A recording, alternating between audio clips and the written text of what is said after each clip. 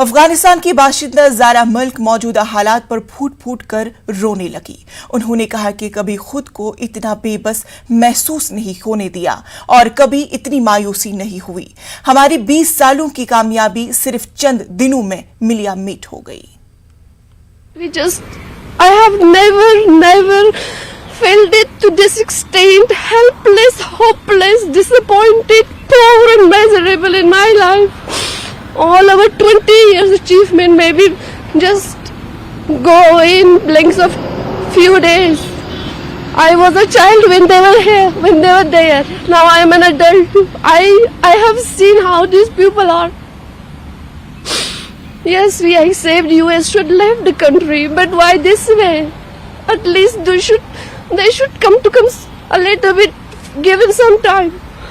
Our government, they should stay at least inside. They should not create this vacuum.